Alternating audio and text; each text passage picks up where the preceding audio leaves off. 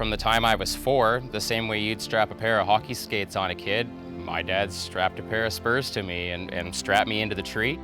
He was one of the best, if not the best in the world for a long time, well into his 40s. And every little kid wants to be just like Dad, right? It was what I thought about when I woke up, when I went to bed, I just wanted to win.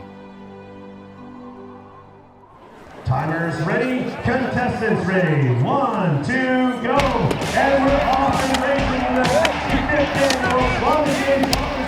I've been competing here at the Squamish Days Lager Sports for just about 30 years. It's one of the biggest showgrounds of anywhere in the world that I've been, and we fill the arena. People travel from all over the world to come here. This is a World Championship event. There's so many different events that just about anybody can get involved. You have low-impact events like the axe throw, or like a chainsaw race, things like that. And then you've got water events as in log rolling and the choker race. And then you have the speed climbing, tree topping, the height events for the adrenaline junkies. And then there's the chopping and hand sawing aspect of it. Or one that's a lot of people's favorite, the springboard chop. You chop a notch in the tree, stick a board in, climb up on that, you chop another one, and you go up 2 or sometimes even 3 boards high and cut a block at the top. It's something they did 100 years ago in the woods to get above the big swollen base of the trees, up where the wood was softer and there was less sap, so that the saws wouldn't stick as much.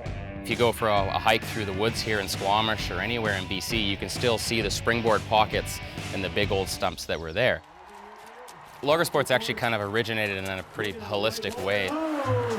Around the turn of the century, like the early 1900s, they paid a lot of money to send these people out to pretty much the middle of nowhere to harvest these trees to build Vancouver and the surrounding communities. And so they'd be back at camp at night and bragging and arguing about who was actually the best lumberjack. So the only way to kind of figure that out was actually to have a competition.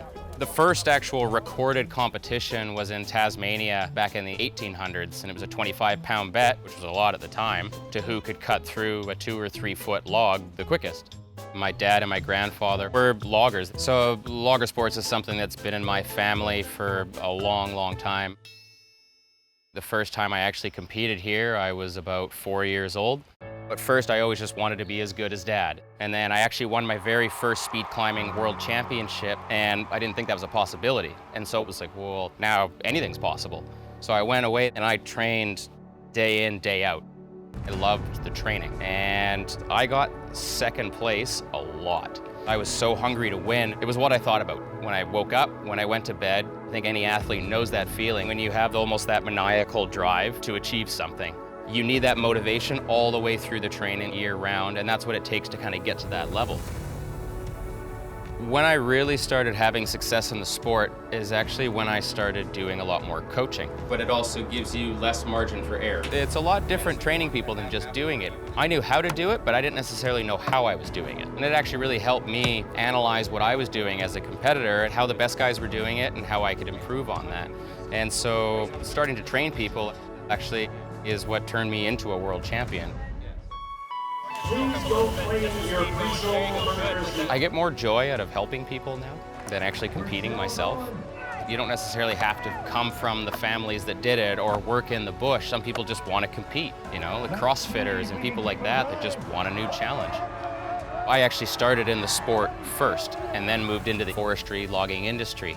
We are thinning out the forest to prevent it from burning down in the wildfires that we've seen over the past few years. It's really helped me really appreciate where we are and the heritage that is still present here and feel more at home here in Squamish.